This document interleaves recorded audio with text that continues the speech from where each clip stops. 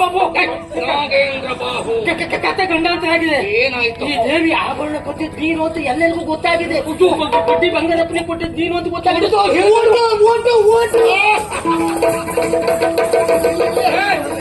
ಏನ್ ಹೇಳಿದೆ ಈಗ ಹೇಳು. ಆಭರಣ ದೇವಿ ಆಭರಣ ಕೊಟ್ಟಿದ್ದು ಇವರು ನಾಗೇಂದ್ರ ಅಣ್ಣ ಅಣ್ಣ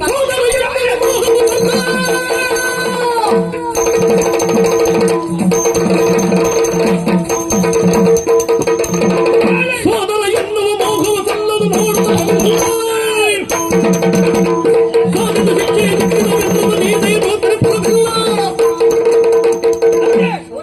ನೀವು ಯೋಚನೆ ಮಾಡಬೇಕಾದದ್ದಿಲ್ಲ.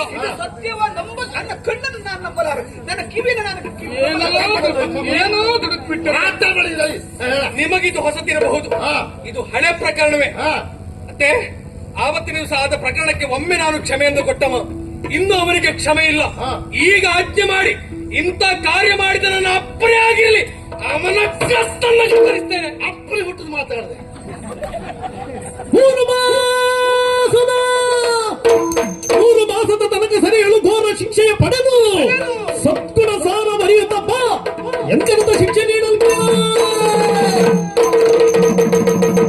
ನೀನು ಹೇಳಿದ ಮಾತು ಸತ್ಯ. ಇವ ಮಾಡಿದ ದೇಶದ್ರೋಹದ ಕಾರ್ಯಕ್ಕೆ ಇವನನ್ನು ಕತ್ತರಿಸಬೇಕು. ಏನು ಮಾಡೋಣ ಹೇಳು. ಒಡ ಹುಟ್ಟಿದವ ಎನ್ನುವಂತಹ ಭಾವ ಎಲ್ಲಿ ಹೋಗ್ತದೆ ಯಾರ ಅರ್ಥ ಸಂಬಂಧ ಹೇಳು. ಹಾಗಂತ ಎಲ್ಲಿಯಾದ್ರೂ ನೀವು ಕೈಕಟ್ಟಿ ಕುಳಿತಿರಂತ ಆದ್ರೆ ನಾಳೆ ದಿವಸ ನೋಡಿದವರು ನಿಮ್ಮನ್ನು ಆಕ್ಷೇಪ ಮಾಡ್ತಾರೆ. ಹೇಳಿದ ಹಾಗೆ ತಪ್ಪು ಮಾಡಿದವನಿಗೆ ಶಿಕ್ಷೆ ಆಗಬೇಕು. ಶಿಕ್ಷಣ ರೂಪದ ಶಿಕ್ಷೆ ಕೊಡಿ ಅವನಿಗೆ. ಹೌದು, ಶಿಕ್ಷಣ ರೂಪದ ಶಿಕ್ಷೆ ಆಗಬೇಕು. ಒಂದಲ್ಲ ಎರಡಲ್ಲ 3 ಮಾಸಗಳ ಪರ್ಯಂತರವಾದ ಕಠಿಣ ಶಿಕ್ಷೆಯನ್ನು ವಿಧಿಸಿ ಇವನಿಗೆ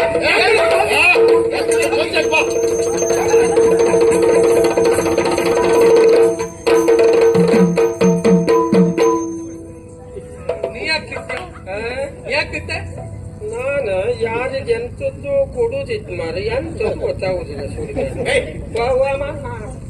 ಸರಿ ನೆನಪು ಮಾಡಿಕೊಂಡು ಪುರ್ಸತ್ತಲ್ಲಿ ಆಮೇಲೆ ಬಾಯಿ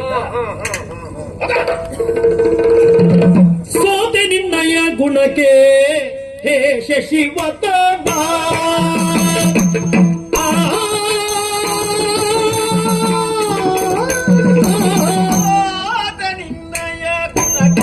ಹೇ ಶಶಿವದನ ಸೋತೆ ನಿನ್ನಯ ಗುಣಕ್ಕೆ ಹೇ ಶಶಿವದನ ಖ್ಯಾತ ನೀ ಉಳಿಸಿದೆ ದರಡಿಯ ಮಾನ ಖ್ಯಾತ ನೀ ಉಳಿಸಿದೆ ದರಡಿಯ ಮಾನ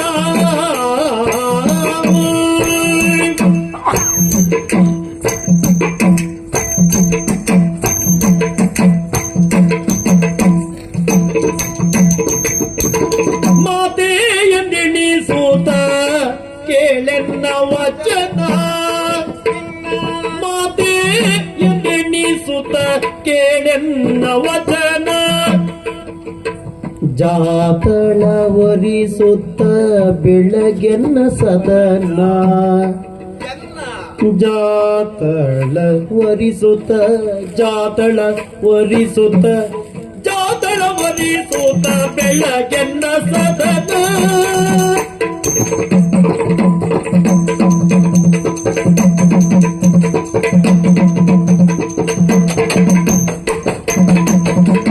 ಸೋತೆ ನಿನ್ನಯ ಗುಣಕ್ಕೆ ಹೇ ಶಶಿವದನ ಖ್ಯಾತ ನೀ ಉಳಿಸಿದೆ ಧರಣಿಯ ಮಾನ ಖ್ಯಾತ ನೀ ಉಳಿಸಿದೆ ಧರಣಿಯ ಮಾನ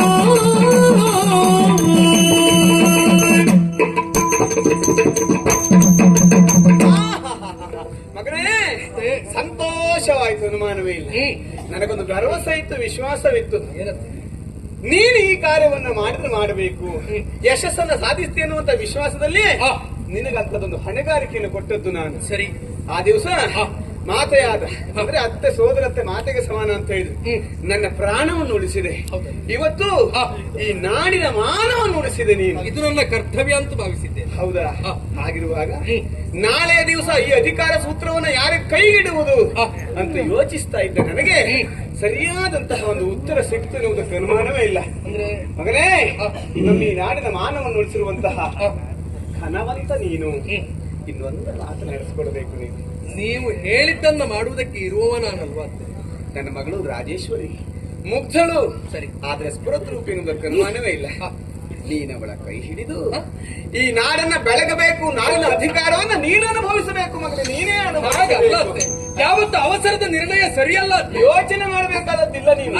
ಅಲ್ಲ ನೀವು ಅಲ್ಲ ನಾನು ಇದು ಸರಿಯಾದ ಮಾತು ಅಂದ್ರೆ ಇದು ನೋಡಿ. ಅಂದ್ರೆ ಮಹಾರಾಣಿಯವರೇ, ಓ ನಿಮ್ಮ ನಿರ್ಧಾರ ಎನ್ನುವುದು ಎಲ್ಲವರಿಗೂ ಅಪ್ಪಿತವಾಗುವ ಹಾಗುಂಟು. ನೋಡಿದೆ, ನಮ್ಮ ಮಂತ್ರಿಗಳೇ ಸಮ್ಮತಿಯನ್ನು ಸೂಚಿಸಿಬಿಟ್ರು. ಯೋಚನೆ ಮಾಡಬೇಕಾದದ್ದಿಲ್ಲ. ಮತ್ತೆ ಅವ ಹುಡುಗ ಎಷ್ಟು ದಾಕ್ಷಿಣ್ಯ ಅಲ್ವೋ? ಅಲ್ವಾ? ಈ ಪ್ರಾಯವೇ ಹಾಗಲ್ವಾ? ಹೌದಪ್ಪ. ನಾನು ನನ್ನ ಮಗಳು ರಾಜೇಶ್ವರಿಗೆ ಬುದ್ಧಿ ಹೇಳಿ ಅವಳನ್ನು ಸರಿಯಾಗಿ ಸಿದ್ಧತೆಗೊಳಿಸ್ತೇನೆ. ನೀವು ಮುಂದಿನ ತಯಾರಿ ಮಾಡಬೇಕು. ಉಳಿದ ವ್ಯವಸ್ಥೆ ನಾನು ಮಾಡ್ತೇನೆ. ಮದುವೆಗಾಗಿ ಸಿದ್ಧತೆ ಮಾಡಬೇಕು. ಸೋದರ, ಅಲ್ಲವ ನಾನು ನಿಮ್ನ ಎಲ್ಲೆಲ್ಲ ಹುಡುಕುದ್ ಮಾರ್ರ. ನಾನು ಎಲ್ಲೂ ಹೋಗ್ಲಿಲ್ಲ, ಇಲ್ಲೇ ಇದ್ದವ. ನಾನು ಪೂಜೆ ಮುಗಿಸ್ಕೊಂಡು ಬಂದು ಪ್ರಸಾದ ಹಿಡ್ಕ ತಿರುಗ್ತಾ ಇದ್ದೆ. ಹೌದಾ? ಪ್ರಸಾದ ಕೊಡ್ಬೇಕು ಅಂತ ಹೇಳಿ ನೀವು ಸಿಗ್ಲೇ ಇಲ್ಲ ಮಾರ್ರೆ. ನಿಮ್ಮೊಂದು ಕೊಡದೇ ಇದ್ರೆ ನಮ್ಮ ಸಮಾಧಾನವೇ ಆಗಲ್ಲ. ಅಯ್ಯಪ್ಪ, ಈಗ ಪ್ರಕರಣ ಅಂತ ಈಗ ಪ್ರಕರಣ ಮತ್ತೆಂತದ್ದು ಅಲ್ಲ. ಮಹಾರಾಣಿಯವರೇ ಹೇಳುವ ಹಾಗೆ ರಾಜೇಶ್ವರಿಯನ್ನ ಶೋಧನ ಮದುವೆ ಆಗಬೇಕು. ನೀವು ಮುತ್ಸದ್ದಿಗಳು, ಆದ್ರೆ ನಿಮ್ ಕೈಯಲ್ಲಿ ಎಂತದೂ ಇಲ್ಲ. ಯಾಕೆ, ಏನಾಯ್ತು? ಇಲ್ಲದೆ ಹೋದ್ರೆ ರಾಜಕುಮಾರಿ ಹೇಗೆ ಇವ ಹೇಗೆ ಸ್ವಲ್ಪ ಕಲ್ಪನೆ ಮಾಡ್ಕೊಂಡಿದ್ದೀರಾ? ರಾಜಕುಮಾರಿ ಇರ್ಬಹುದು, ಆದ್ರೆ ಅವಳು ಮುಕ್ತೆ. ಮತ್ತೆ ರಾಜಕುಮಾರಿ ಕಂಡಾಗಿಲ್ಲ ಅವಳು, ಎಲ್ಲ ಕಾಡಲ್ಲಿದ್ದವಳು ಕಂಡಾಗಿದ್ಲ ಅವಳು. ಎಂತ ಮಾತಾಡ ವಿಷಯ ಹೇಳಿದ್ದ ಅಂತ ಹುಡುಗಿಗೆ ಇವನ್ನು ಕೊಟ್ಟು ಮದುವೆ ಮಾಡುವುದಾ? ಸರಿ ಕಾಣುವುದಿಲ್ಲ. ಇನ್ನು ಇವು ಯಾರು ಪರಾಕ್ರಮಿ, ಇಂಥ ಪರಾಕ್ರಮಿ ಆದವನಿಗೆ ಎಷ್ಟು ಚುರುಕಿ ಇದ್ದಾರೆ. ಇಂಥ ಹುಡುಗರಿ ಅವಳನ್ನು ಕೊಟ್ಟು ಮದುವೆ ಮಾಡುವುದಾ? ನನಗಂತೂ ಜೋಡಿ ಸರಿಯಾಗಿ ಕಾಣುವುದಿಲ್ಲ. ಜೋಡಿ ಮಾಡೋದಿಲ್ಲ. ನೀವು ಕಾಡು ಮನಸ್ಸಿಗೂ ಊರ್ ಮನಸ್ಸಿಗೂ ಮಾಡಿದ್ರೆ ವಾಸುಕಿ ಕಿಸವ ಹೇಳಿದ್ರು ಅದು ಬೇಡ, ಇದು ಬೇಡ. ನಿನ್ನ ತಲೆಯಲ್ಲಿ ಇಷ್ಟೆಲ್ಲ ಉಂಟು ಅಂತ ಇವತ್ತೇ ಗೊತ್ತಾಗಿದ್ದ. ಒಳ್ಳೆ ಸೂಚನೆ ಕೊಟ್ಟ. ನನ್ನ ಕಣ್ಣು ತಿಳಿಸಿದೆ ನೀನು. ಆಗ ಹುಡುಗಿ ಅಲ್ಲ ಸರಿ, ಅದು ಆಗಲ್ಲ. ನೀನು ಹೇಳಿದ್ದು ಹೇಗಾಯ್ತು ಗೊತ್ತುಂಟ? ನನಗೆ ವಿಶೇಷವಾಗಿ ಇವನ ಮೇಲೆ ಒಂದು ಕಣ್ಣಿತ್ತು. ಆ ಮಹಾರಾಣಿಯವರು ಹೇಳಿದ್ರು, ನೀನು ಹೇಳಿದ ಮೇಲೆ ವಿಷಯ ಗೊತ್ತಾಯ್ತು. ಪಾಪ ರಾಜಕುಮಾರಿ ಮುಗ್ದೆ ಅಂತವಳಿಗೆ ಇಷ್ಟು ಚುರುಕಿದ್ದವೇ ಬೇಕು. ಹೌದೌದೌದು. ರಾಜಕುಮಾರಿ ರಾಜೇಶ್ವರಿ ಪಾಪದವಳು. ಹೌದು, ಅವಳಿಗೆ ಪರಾಕ್ರಮೆಯೇ ಗಂಡನಾಗಬೇಕು ಅಲ್ವಾ? ಅಂದ್ರೆ ನೀನ್ ಸರಿ ಹೇಳ್ದಾಗಾಯ್ತು ಅಂತ. ಕಿಶುವ ಕಿಸುವ ಶೋಧನ ಯೋಚನೆ ಮಾಡುವಂತಹ ಅಗತ್ಯ ಇಲ್ಲ. ಎಲ್ಲ ರೀತಿಯ ಸಿದ್ಧತೆಯನ್ನು ನಾನು ಮಾಡ್ತೇನೆ. ದ್ವಾಸಿಂಗ ಕೊಟ್ಟುವುದಕ್ಕೆ ಸಿದ್ಧನಾದರೂ ಸಾಕು.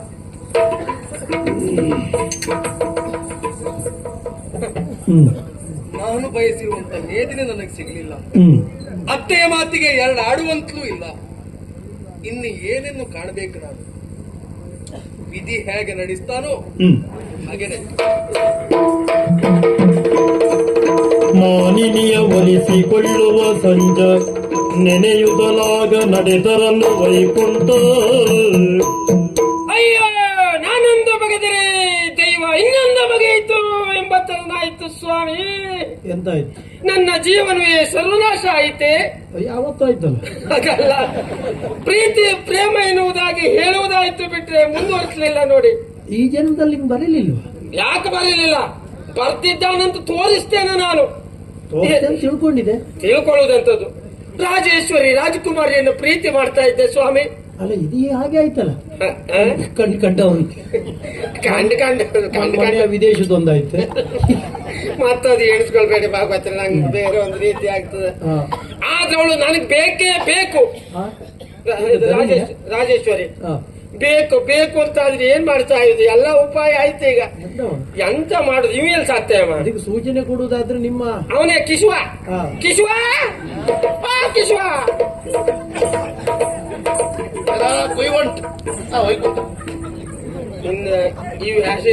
ಇದನ್ನು ಮುಗಿಲ್ಲ ಮಾರ ಇದೆ. ಇದು ಎಂತ ಸುಡ್ಗಾಡೆ ಆತ ಮಾರ ಲೆಕ್ಕ ಹಾಕುದು ಕಳ್ಸೋದು ಹೇಳಿ ಕೆಲಸವ. ಒಂದೊಂದು ವ್ಯವಸ್ಥೆ ಅಂತಿಲ್ವ ಆಗಿದ್ರೆ ಇಂತಿಷ್ಟು ಹೊತ್ತಿರ್ಬೇಕು ಅಂತ ಹೇಳಿದ್ದಾರೆ. ಅಷ್ಟು ಹೊತ್ತಿಟ್ಕೊಳ್ಳುವುದೇ ಎಂತ ವಿಷಯ ಅಂತ ಅಂತ ಎಲ್ಲ ಮಾರ. ನನ್ ಖಾತೆ ಎಂತ ಹೇಳುದು ಮಾರ? ಏನ ಈಗ ರಾಜೇಶ್ವರಿಯನ್ನ ನಾನು ಪ್ರೀತಿ ಮಾಡ್ತಾ ಇದ್ದ. ನೀ ಹೇಳಿದಿಲ್ಲ ಅವತ್ತು. ಹೌದು, ರಾಜ್ಕುಮಾರಿಯನ್ನ. ಹೌದು. ಇವತ್ತಿನವರೆಗೂ ಇನ್ನು ಯಾವಾಗ ಮದುವೆ ಆಗುದು, ಯಾವಾಗ ವಯಸ್ಸಾಗಿ ಕಂಠಾಘೋಷವಾಗಿ ನಿನ್ನೆ ಹೇಳಿದ್ರು ಹೌದು, ಮಹಾರಾಣಿಯವರು ಅವನಿಗೆ ಕೊಟ್ಟು ಮದುವೆ ಮಾಡಬೇಕು ಅಂತ. ನಾನು ಪ್ರೀತಿ ಮಾಡ್ತಾ ಇದ್ದ. ಅವಳು ನನಗ್ ಬೇಕು ಮಾರೇ ಪುಣ್ಯಾತ್ಮ. ನನಗೆ ತಲೆ ಇಲ್ಲ. ಹೇಗಾದ್ರೂ ಒಂದು ಉಪಾಯ ಮಾಡ್ಬಾರ. ಎದುರುದು ಬೇಡ, ದಾರಿ ನಾ ತೋರಿಸ್ತೇನೆ. ನನಗೆ ಅದೇ ಧೈರ್ಯ. ಏನೇ ಆದ್ರೂ ನಂಗೆ ನೀನಿದ್ದೀಯಲ್ಲ ಅದೇ ಧೈರ್ಯ. ನಂಗೆ ಸಂಬಳ ಕೊಡು ನೀನು. ನಿನ್ ಸಂಬಳ ನಾನು ಕೊಡು. ಪಾಪಿ ಮಗನ ಎಲ್ಲ ಹೇಳ್ಕೊಡ್ತಿರ್ತೆ. ಕಿಸಿ ಹಾಕೊಂಡು ಹೋಗ್ಲಿ ಹೊತ್ತಿಗೆ. ಹೊಂದಾಣಿಕೆ ಅಂದ್ರೆ ಹಾಗೆ ಅಲ್ವಣ? ಹೊಂದಾಣಿಕೆ ಎಷ್ಟು ಸರ್ತಿ ಹೇಳಿ ಕೊಡುದು ಅಲ್ಲ, ಬುದ್ಧಿವಂತಿಕೆ ಮಾಡ್ಬೇಕು. ಈಗ ಮಹಾರಾಣ ಹೇಳಿರ್ಬಹುದು ಅವನಿಗೆ ಕೊಟ್ಟು ಮದುವೆ ಮಾಡ್ತೇನೆ ಅಂತ ಹೇಳಿ. ಮದುವೆ ಆಯ್ತಾ? ಆಗ್ಲಿಲ್ಲ. ಆಗು ಮೊದ್ಲೇ ನಾವು ಉಪಾಯ ಮಾಡ್ಬೇಕು. ರಾಜಕುಮಾರಿ ನಿನ್ನ ವಶ ಆಗ್ಬೇಕು ಅಂತ ಆದ್ರೆ ಸುಮ್ಮನೆ ಹೀಗೆ ತಿರುಗುವುದಲ್ಲ. ಮತ್ತೆ ರಾಜಕುಮಾರಿ ಅಂತಲ್ಲ, ನಾವೊಂದು ಹುಡುಗಿ ಮೇಲೆ ಇಷ್ಟಪಡ್ತೇವೆ. ಆ ಹುಡುಗಿ ನಮ್ಮನ್ನು ಇಷ್ಟಪಡಬೇಕು ಅಂತ ಆದ್ರೆ ನಾವು ಹಾಗೆ ಕಾಣ್ಬೇಕು ಅವರಿಗೆ. ಹೇಗೆ? ಉದಾಹರಣೆಗೆ ಕೆಲವು ಪರಾಕ್ರಮಿ ಅಂತ ಕಾಣ್ಬೇಕು. ಪರಾಕ್ರಮಿ ಅಂತ ಕಾಣುವುದು ಯಾವಾಗ? ಅವಳಿಗೆ ನೀವು ರಕ್ಷಣೆ ಕೊಟ್ಟಾಗ. ರಕ್ಷಣೆ ಕೊಡುವುದು ಹೇಗೆ? ಅದೆಲ್ಲ ಉಪಾಯ ತಲೆಬೇಕು. ಇದಕ್ಕೆ ವಿಷಯ ಒಳ್ಳೆ ಉಂಟು. ಹೇಳ್ದಾಗ ಮಾಡ್ತೀನಿ ಅಂತ ಆದ್ರೆ ನಿನ್ ಮದುವೆ ಆಗ್ತದೆ ಅವಳೊಟ್ಟಿಗೆ. ಏನು ಅಂತ ಹೇಳು. ರಾಜಕುಮಾರಿ ದಾರಿಯಲ್ಲಿ ಹೋಗುವಾಗ 4 ಜನ ದಾಂಡಿಗರು ಬರ್ಬೇಕು. ದಾಂಡಿಗರು ಬಂದು ರಾಜಕುಮಾರಿಯನ್ನ ಬಲಾತ್ಕಾರ ಮಾಡ್ಬೇಕು. ಆಮೇಲೆ ಮದುವೆ ಆಗ್ಬೇಕು. ಇದೆ. ನಾನು ಮದುವೆ ಆಗಬೇಕು ಅಂತ ಇದ್ದೇನೆ. 4 ಜನ ದಾಂಡಿಗರು ಬರ್ಬೇಕಂತ ಅವನು ಬಲಾತ್ಕಾರ ಮಾಡ್ಬೇಕಂತೆ. ಅದ್ ನಾನು ನೋಡ್ತಾ ಇರೋದು ಏನ್ ಹೇಗಿದೆ.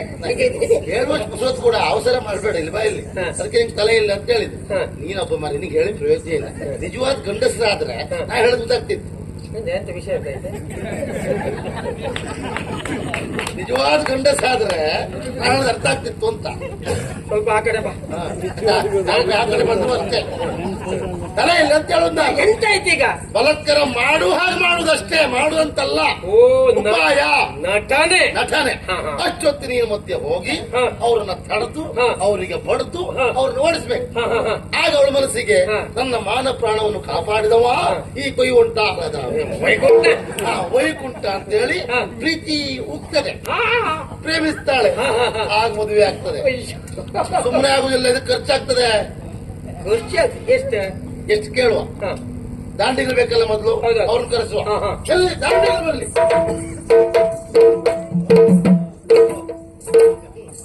ಯಾರು ಏನಾಗ್ಬೇಕು? ಒಬ್ಬರಿಗಿಂತ ಒಬ್ರು ಬೇಕು ಮಾರೆ.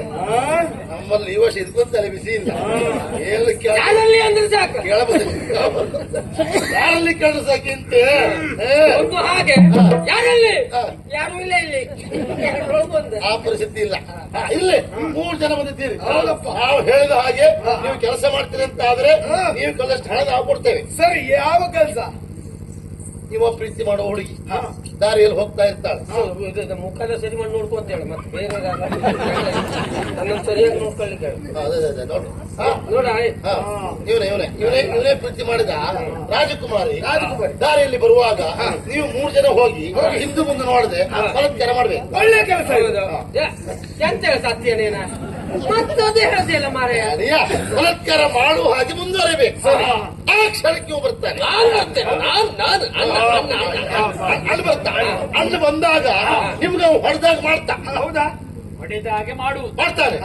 ನೀವು ಹಿಂದೂ ನೋಡ್ಬೇಡಿ, ಸರಿ ಕೊಡಿ. ಕೊಡ್ಬೇಕು. ಅವ್ನು ಹೊಡೆದಾಗ ಮಾಡ್ತಾ ನೀವು ಹೊಡಿಬೇಕು. ನಿಂಗೆ ಆಸೆ ಎಂತ ಆಸೆ ಉಂಟು? ಅಷ್ಟು ನನ್ನನ್ನು ಕೊಲ್ಬೇಕು ನೀನು, ಅಷ್ಟೇ ಅಲ್ವಾ? ಹಾಗಲ್ಲ, ನಾನು ಹೊಡೆದಾಗ ಮಾಡುವುದು ಹೊಡುವುದು ಎಂತದ? ಈಗ ನೋಡು, ಆಭರಣ ಆಗ್ಬೇಕು ಅಂತಾದ್ರೆ ಪೆಟ್ಟು ಬೀಳ್ಬೇಕು. ಪೆಟ್ಟು ಬೀಳದೆ ಆಭರಣ ಆಗುದಿಲ್ಲ. ಇದು ಚಿನ್ನವೇ, ಇದು ಆಭರಣ ಆಗಲಿಲ್ಲ. ಆಭರಣ ಆಗ್ಬೇಕಾ? ಪೆಟ್ಟು ಬೀಳ್ಬೇಕು. ಒಂದು ಪೆಟ್ಟಲ್ಲ, ಒಂದಲ್ಲ 4 ಹೊಡಿರಿ. 6 ಹೊಡಿ. ನೀವು 8 ಹೊಡಿರಿ. ನೀವು 8 ಹೊಡಿ. ಕೊನೆಗೆ ನೀವು ರಕ್ತ ಪುರುಳು ಹೊಡಿರಿ.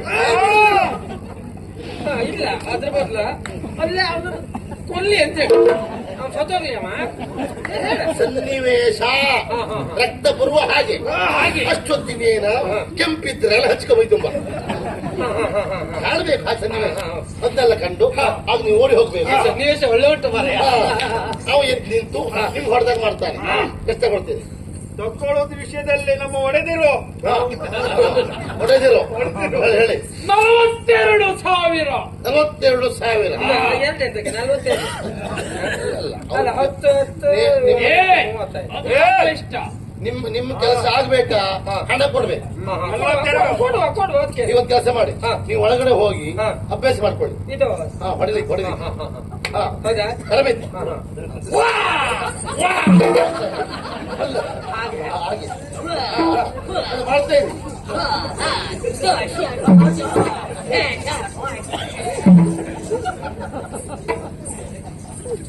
ಗೊತ್ತಾಯ್ತಲ್ಲ ಅವ ಹೊಡೆದಾಗ ಮಾಡ್ತಾ ನೀವು ಹೊಡಿರಿ ನಾವು ಹೊಡಿತೇವೆ ಹೊಡಿರಿ ಬಿಡುವುದೇ ಇಲ್ಲ.